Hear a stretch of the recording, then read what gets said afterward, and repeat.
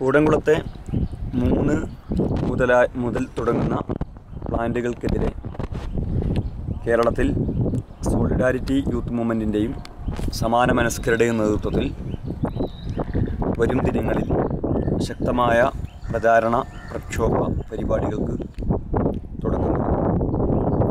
ഈ പ്രക്ഷോഭത്തെ പിന്തുണക്കാൻ രാഷ്ട്രീയമായും ധാർമ്മികമായും CPM, CPI ഉൾപ്പെടെയുള്ള മുഖ്യധാര ഇടതുപക്ഷ പ്രസ്ഥാനങ്ങളും ബാധ്യസ്ഥമാണ് എന്നാണ് ഞങ്ങൾ മനസ്സിലാക്കുന്നത്. ആദ്യത്തെ 1-2 പ്ലാന്റുകൾ ആണവ കരാറിന് മുമ്പ് ഒപ്പിട്ടതും അതുകൊണ്ട് തന്നെ എതിർക്കാൻ സാങ്കേതികമായ പ്രയാസങ്ങളുണ്ട് എന്നതായിരുന്നു അന്ന് ഇടതുപക്ഷ പാർട്ടികൾ വ്യക്തമാക്കിയിരുന്നത്. വരാൻ പോകുന്ന 3 മുതലുള്ള പ്ലാന്റുകൾ ആണവ കരാറിന് ശേഷം രൂപപ്പെട്ടതാണ്. അതുകൊണ്ട് തന്നെ പാരിസ്ഥിതിക രാഷ്ട്രീയം എന്നതിനപ്പുറത്ത് സാമ്രാജ്യത്വ വിരുദ്ധ രാഷ്ട്രീയത്തിൻ്റെ ഭാഗമായും ഈ സമരത്തെ പിന്തുണക്കാൻ മുഖ്യധാര ഇടതുപക്ഷത്തിനും ബാധ്യതയുണ്ട് എന്ന് ഞങ്ങൾ കരുതുന്നു.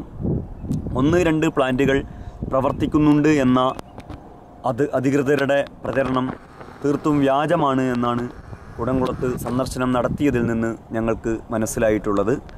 ആണവ ഊർജം എന്നത് തന്നെ ഒട്ടും സുസ്ഥിരമോ അത് നിലനിൽക്കുന്നതോ അല്ല എന്നതാണ് മനസ്സിലാക്കാൻ കഴിയുന്നത്. ആണവ സ്രോതസ്സിൽ നിന്ന് ലഭിക്കുന്ന ഊർജത്തെക്കാൾ എത്രയോ അധികമാണ് കാറ്റ് പോലുള്ള ആൾട്ടർനേറ്റീവ് എനർജി സ്രോതസ്സുകളിൽ നിന്ന് ഇപ്പോൾ തന്നെ തമിഴ്നാട്ടിന് ലഭിച്ചുകൊണ്ടിരിക്കുന്ന ഊർജം എന്ന് പറയുന്നത്.